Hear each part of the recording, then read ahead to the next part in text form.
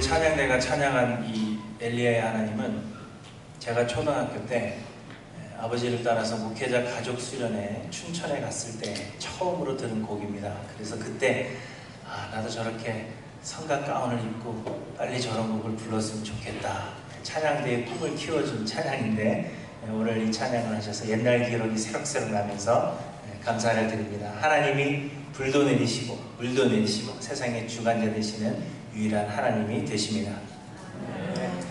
제가 대학 다니고 있을 때 식당에서 아르바이트를 한 적이 있습니다. 여름방학 동안 뭐 특별히 할 일도 없고 또 용돈이나 좀 벌어야 되겠다 그런 생각에 구인 광고를 보다가 한 식당에서 버스보이를 구한다 하는 광고를 보고 그 식당을 찾아갔습니다.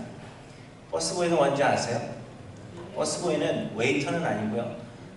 음식을 다 드시고 나간 다음에 그 음식을 치운다든지 아니면 물을 갖다 주는 그런 잡일을 하는 사람들이 버스보이입니다.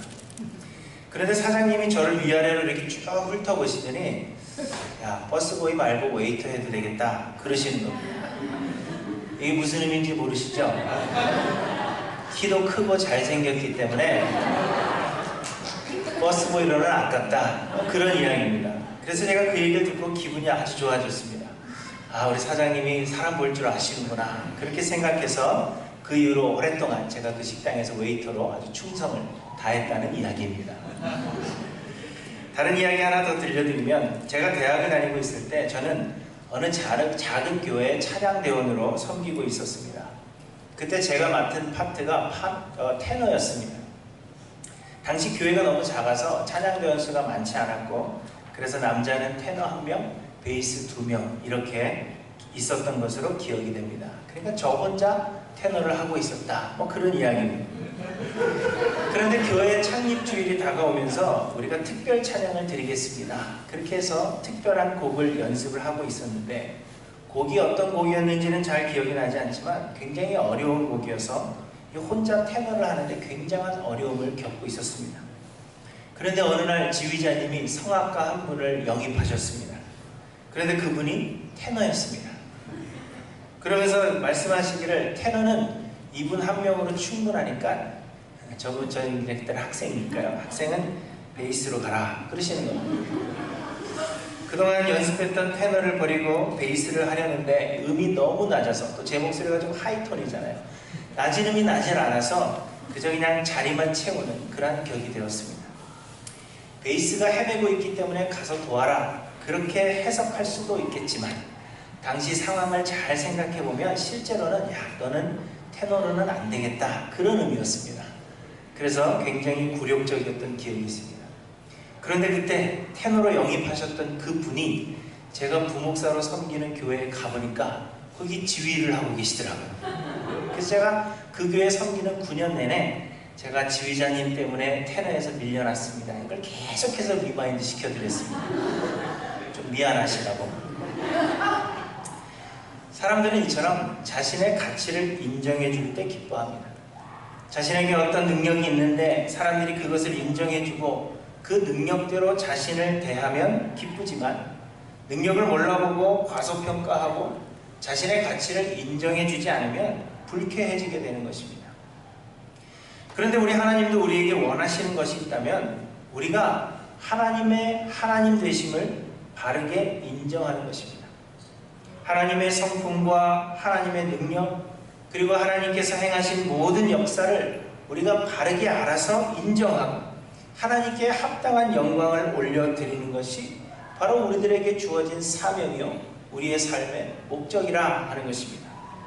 하나님의 하나님 되심을 우리가 바르게 알아서 하나님의 그 거룩하심을 바르게 알아서 우리가 하나님을 섬기는데 하나님을 바르게 하나님의 그 가치를 인정하며 섬기는 섬김이 되어야 한다는 것입니다. 하나님은 온 땅의 유일하신 하나님이십니다. 곧 우리 하나님과 비교할 만한 그 어떤 것도 이 세상에는 존재하지 않으며 하나님은 홀로 영광을 받으시기에 합당하신 분이라 하는 것입니다. 성경을 보시면 우리의 믿음의 선조들은 끊임없이 이렇게 고백합니다. 여호와여 신중에 주와 같은 자가 누구니이까 주와 같이 거룩함으로 영광스러우며 찬송할 만한 위엄이 있으며 기이한 일을 행하는 자가 누구이니까 이렇게 고백을 합니다. 성경의 한 군데에서 이렇게 고백하는 것이 아니라 여러 곳에서 하나님의 이 비교할 수 없는 그러한 유일성을 찬양하고 있는 것을 우리는 찾아볼 수가 있습니다. 그런데 여러분, 우리는 이런 유일하신 하나님께 합당한 영광을 올려드리고 있다, 그렇게 생각하십니까? 우리는 우리의 하나님을 세상 그 무엇과도 비교할 수 없는 유일하시고 크신 하나님으로 우리가 인정하고 있고, 우리의 찬양과 예배는 과연 그런 하나님께 합당한 예배가 되고 있는지, 그리고 우리의 삶은 전지전능하시고 유일하신 그 하나님을 믿는 믿음을 표현하는, 우리의 삶을 통하여 하나님은 위대하시다는 것을, 하나님은 거룩하시다는 것을 나타내는 그러한 삶인지 우리의 삶을 돌아보아야 합니다.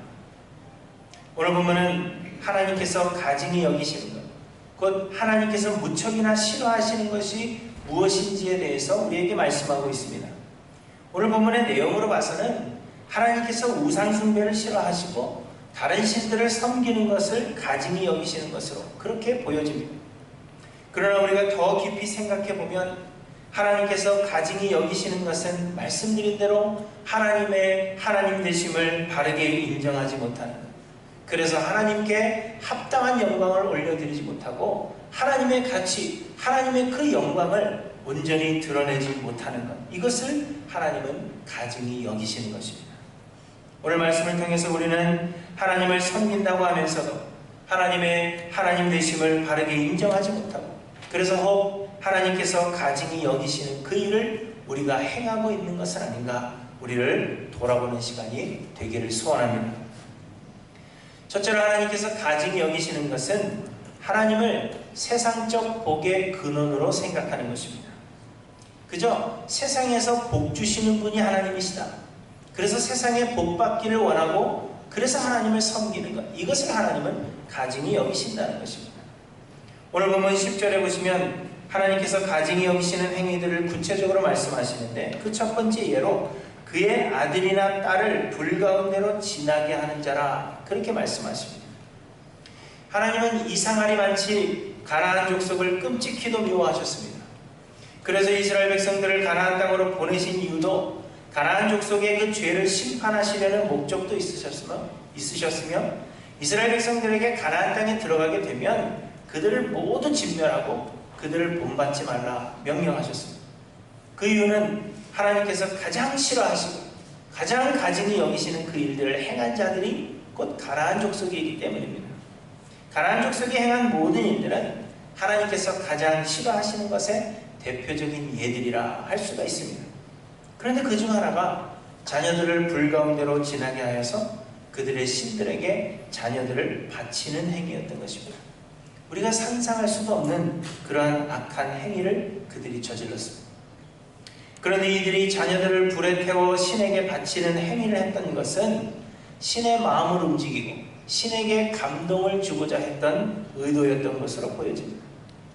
자신이 가장 귀하게 여기는 것이라 할 수 있는 이 아들과 딸을 신에게 바침으로 인해서 신의 마음에 감동을 주고, 그래서 결과적으로는 자신들이 원하는 더 큰 복을 받고자 하는 그러한 마음에서 생각할 수도 없는 이러한 끔찍한 일을 저지르게 되었다는 것입니다.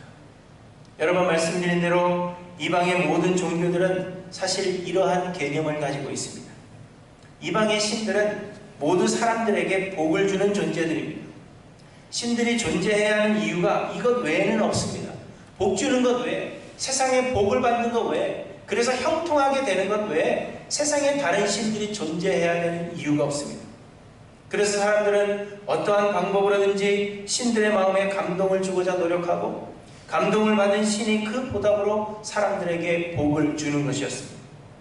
그래서 지성이면 감천이라 하는 그런 말이 생겨나게 되었고, 원하는 복을 얻지 못하면 신을 버리는 것도 전혀 이상한 일이 아니었습니다.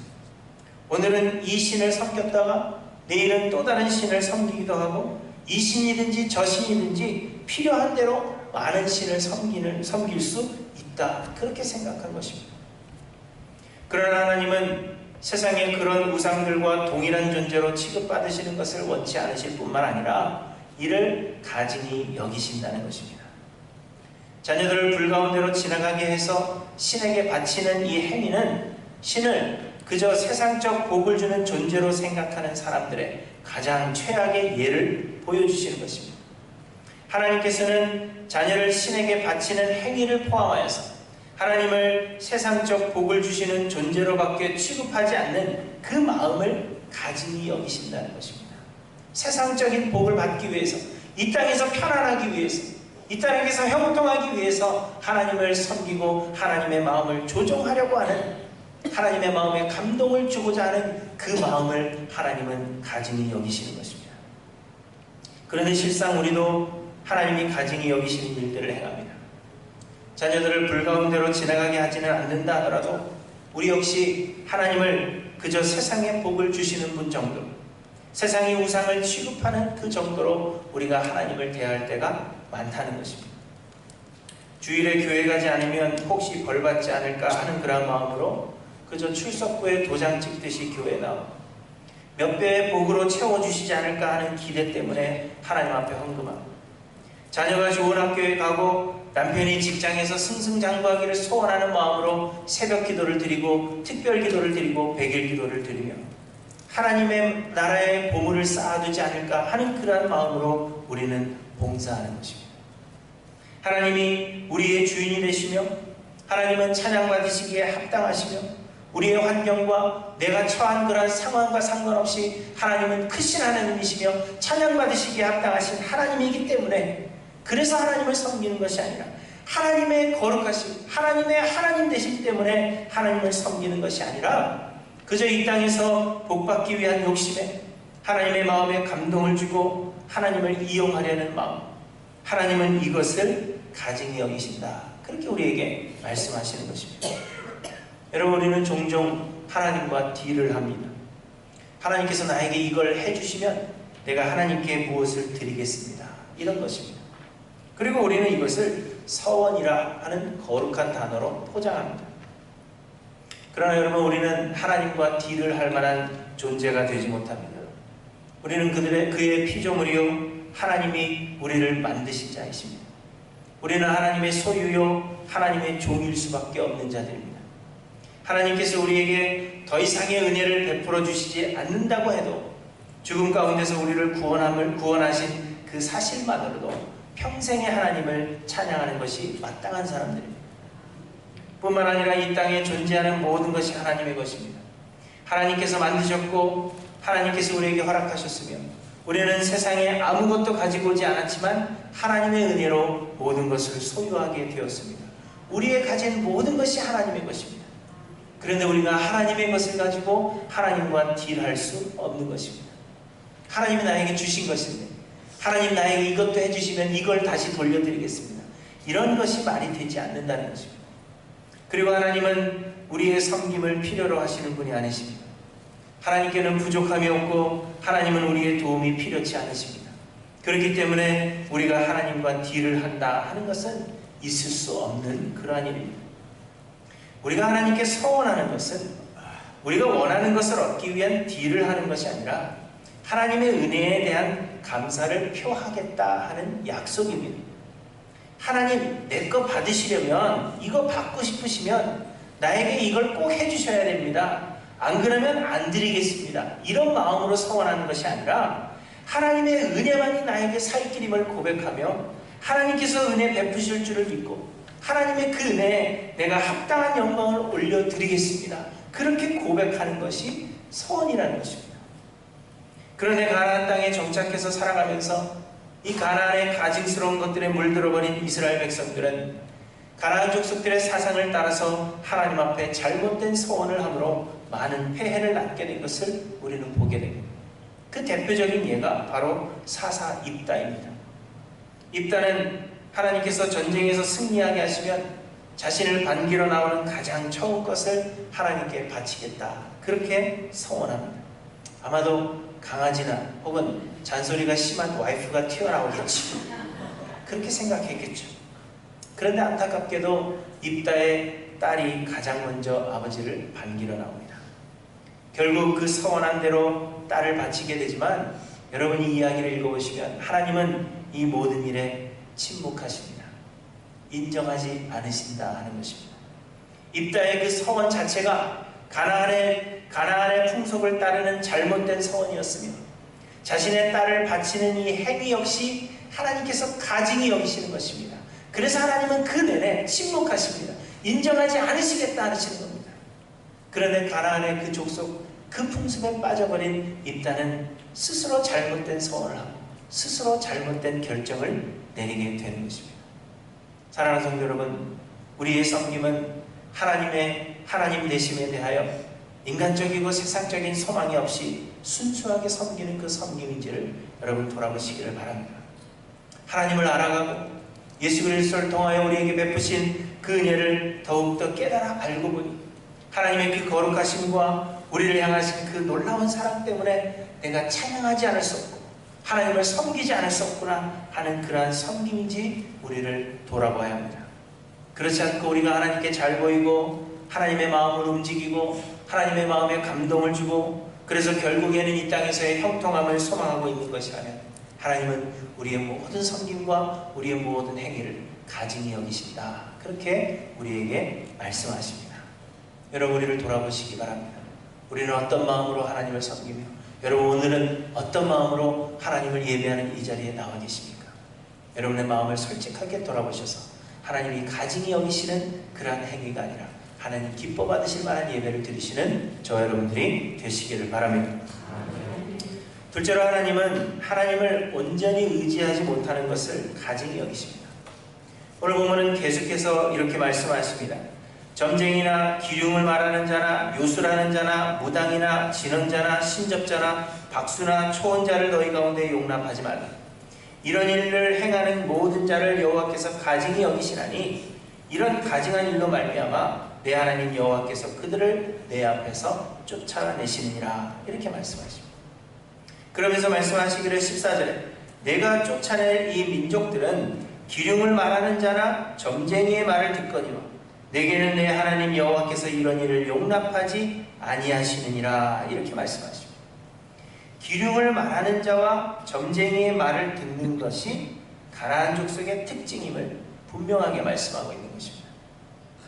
점쟁이, 기륭을 말하는 자, 요술하는 자, 무당, 진언자, 신접자, 박수, 초혼자 이렇게 여러 부류의 사람들을 말씀하셨지만 이들은 한마디로 하면 fortune teller, 곧 미래를 예견하는 자들입니다. 어떻게 미래를 점치느냐 하는 그 방법의 차이일 뿐 모두 미래를 예견한다 하는 데서 공통점을 가지고 있습니다. 그래서 오늘 본문을 통해서 우리가 알 수 있는 것은 하나님께서 가증히 여기시는 것은 미래를 예견하는 것이라 그렇게 말씀하시는 것입니다. 사람들이 미래를 먼저 보기 원하는 것은 불안함 때문입니다.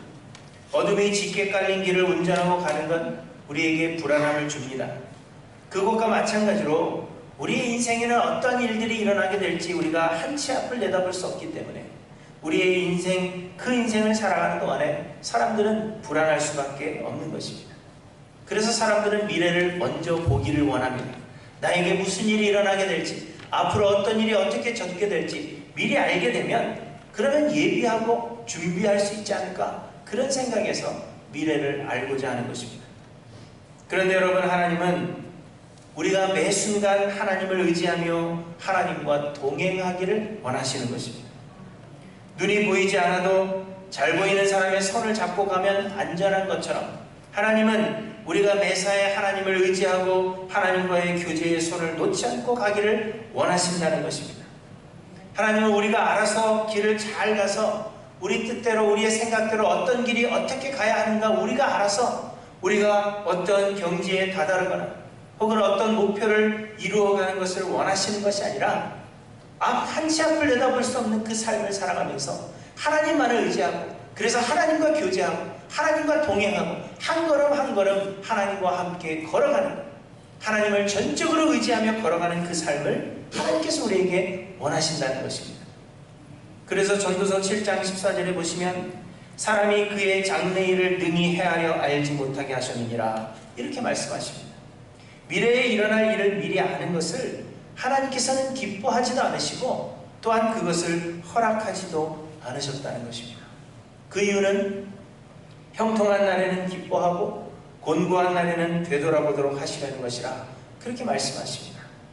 일이 잘 될 때는 기뻐하며 하나님께 감사하고, 일이 잘 되지 않을 때에는 삶을 돌아보고 하나님께 간구하며 하나님의 인도하심을 구하는 것, 이것이 우리의 삶을 살아가는 방식이어야 한다 하는 것입니다.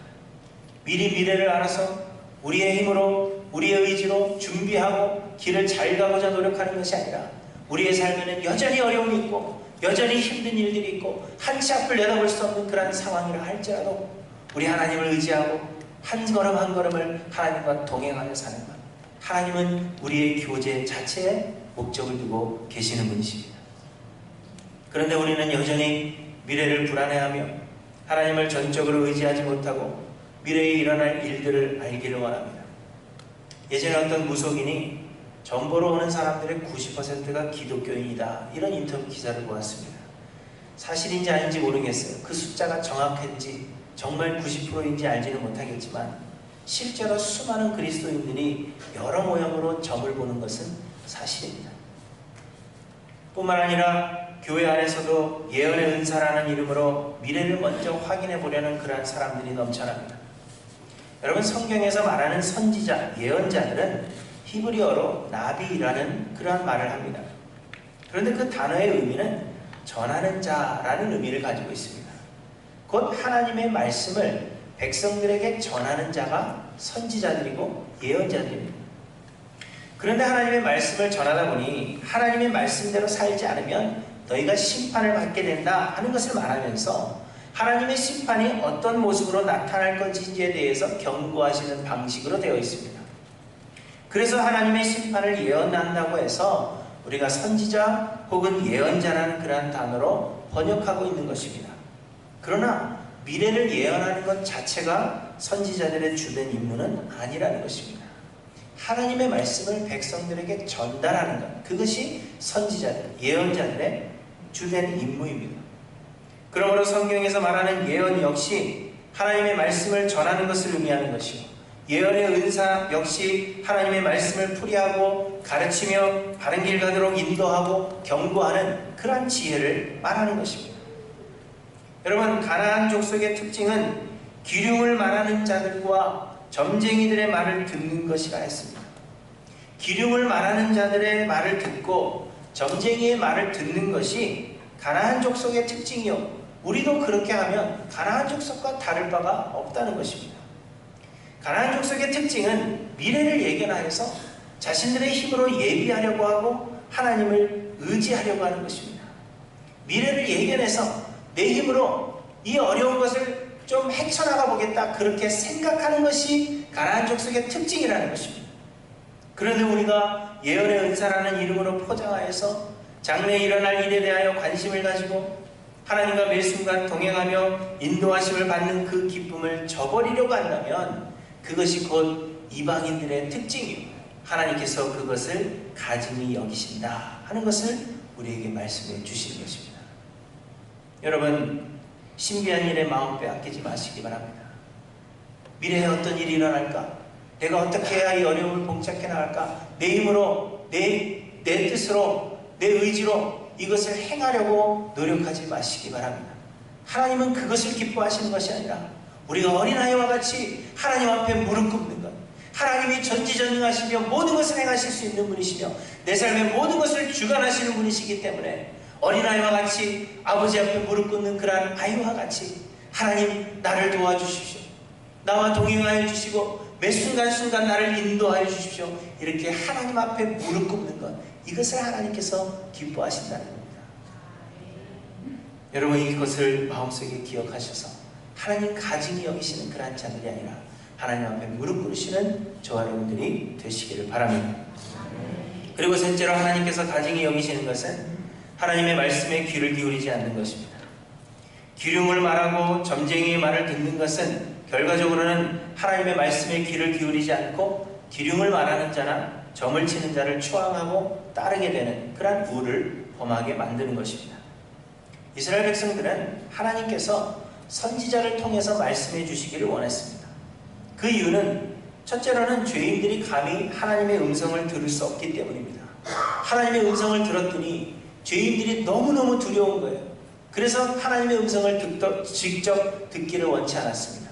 그리고 둘째로는 하나님의 말씀을 이해할 능력이 되지 못했습니다. 하나님의 그 지혜, 하나님의 그 크신 뜻을 다 말해주어도 우리와 같은 죄인들이 하나님의 뜻을 이해할 수가 없었습니다. 그래서 이스라엘 백성들은 하나님께서 모세를 통해 말씀해 주시기를 원했고, 하나님을 이를 허락하시고 선지자를 통해 말씀하신 것입니다. 16절에 보시면 이것이 곧 내가 총회의 날에 호렙산에서 내 하나님 여호와께 구한 것이라. 곧 내가 말하기를 내가 다시는 내 하나님 여호와의 음성을 듣지 않게 하시고 다시는 이 큰 불을 보지 않게 하소서. 두렵건대 내가 죽을까 하나이다 하매, 이렇게 말씀하십니다.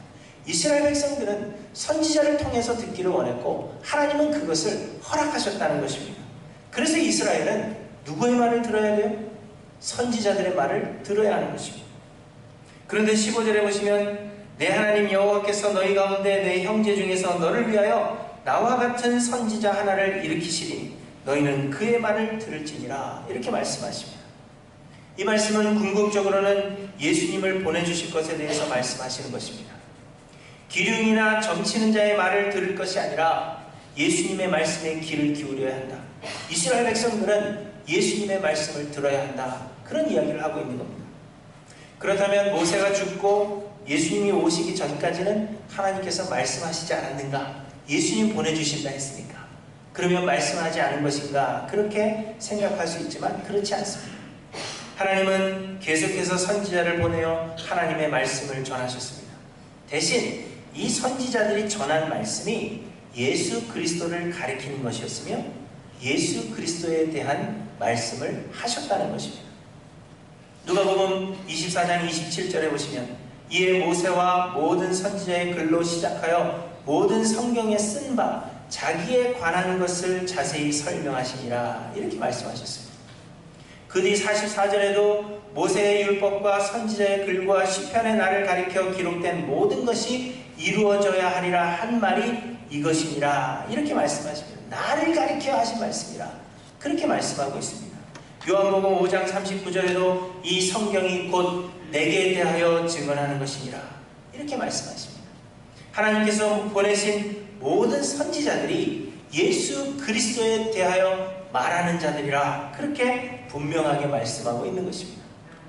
가나안 족속들은 기륭을 말하는 자나 점쟁이의 말을 듣지만 이스라엘 백성들은 예수 그리스도의 말씀에 귀를 기울여야 하는데 이는 선지자를 통해서 주시는 말씀에 귀를 기울여야 한다는 것입니다. 그런데 또 본문에는 하나님께서 보내시지 않은 거짓 선지자도 출현하게 될 것인데 어떤 선지자가 참 선지자인지도 말씀해 주십니다. 참 선지자를 구별해내는 방법에 대해서 22절에 만일 선지자가 있어 여호와의 이름으로 말한 일에 증언도 없고 성취함도 없으면 이는 여호와께서 말씀하신 것이 아니요 그 선지자가 제 마음대로 한 말이니 너는 그를 두려워하지 말지니라, 이렇게 말씀하십니다. 참 선지자와 거짓 선지자를 구분하는 방법은 그 말한 것이 성취되었느냐 아니냐 하는 것입니다. 그런데 이 말씀은 선지자가 용하냐 용하지 않느냐 하는 것을 알아보라는 말씀이 아닙니다. 거짓 선지자들이 말하는 모든 예언들은 맞을 수도 있고 맞지 않을 수도 있습니다. 그래서 모든 확률은 50%입니다. 제가 좀 있으면 비가 올 것입니다 라고 예언을 했을 때 맞힐 수 있는 확률은 50%입니다. 그 50%를 보고 비가 오면 저를 용한 사람으로 생각하실 것이고 비가 오지 않으면 잊어버리는 겁니다. 제가 뭐 50%인데 맨날 틀리겠습니까? 언젠가 한 번은 맞겠죠. 그래서 여러분 누가 예언한 것이 맞다고 해서 놀라실 필요가 없다는 것입니다. 하나님은 그거 확인해 보라는 게 아닙니다. 이 사람이 한 말이 맞았냐 틀렸느냐 그거를 확인해 보라는 것이 아닙니다. 그러나 선지자들이 말한 예언들이 모든 것이 분명하게 성취되는 것이 있으니 그것이 곧 예수 그리스도에 대한 예언들입니다. 선지자들이 말한 예수 그리스도에 대한 예언들은 모두 성취되는 것입니다. 그러므로 참 선지자들, 모든 일이 성취된 참 선지자들은 예수 그리스도를 전하는 자들이 참 선지자들이라, 그렇게 말씀하고 있는 것입니다.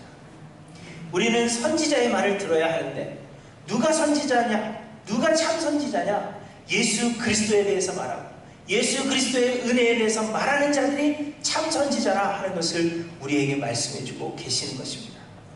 기름을 말하는 자나 점치는 자나 미래에 대해서 예견해주는 자나 이러한 자들의 말을 들을 것이 아니라 우리의 구원에 대해서 예수 그리스도에 대해서 말해주는 자, 예수 그리스도의 그 은혜에 대해서 말해주는 자를 우리가 들어야 된다. 그들의 말을 따르고 들어야 한다 하는 것을 우리에게 말씀해 주시는 것입니다.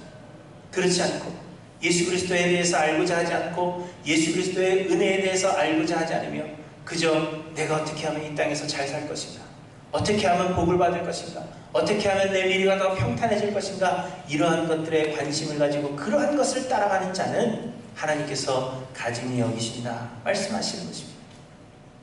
그런데 여러분, 안타깝게도 요즘 사람들은 예수 그리스도의 말씀을 사모하지 않고 그저 당장 눈에 보이는 신비한 형상들의 마음을 빼앗깁니다.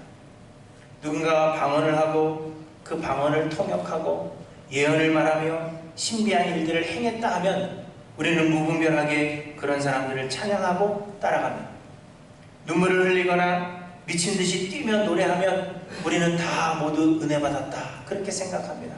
요즘 제 SNS, 이 페이스북에 이런 동영상들로 난리가 났습니다.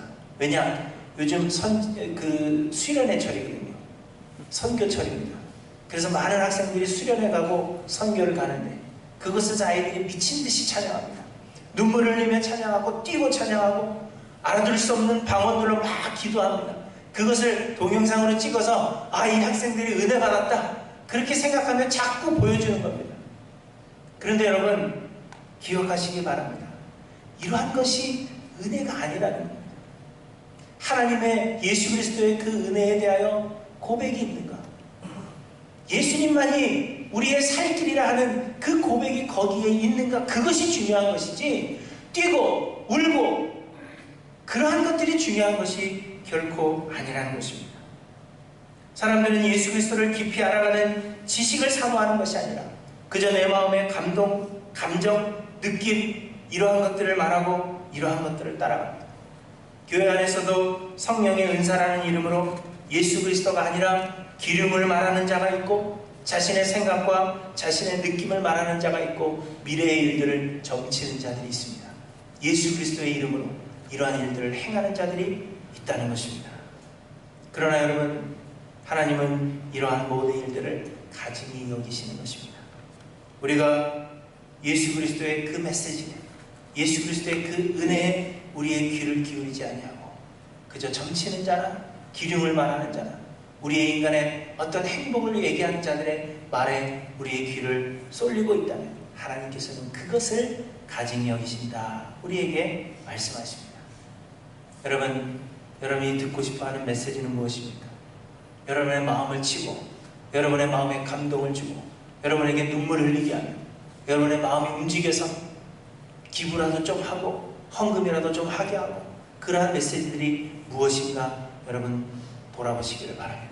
여러분의 마음이 어떠한 것에 끌리고 있는가 돌아보셔야 합니다.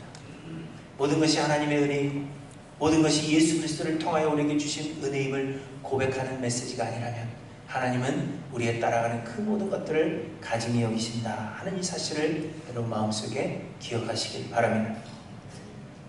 예수님께서 어느 날 중풍병자를 고치시면서 내 죄사함을 받았느니라 이렇게 말씀하셨습니다. 그랬더니 그 자리에 있던 서기관들이 신성모독이다 그렇게 이야기했습니다.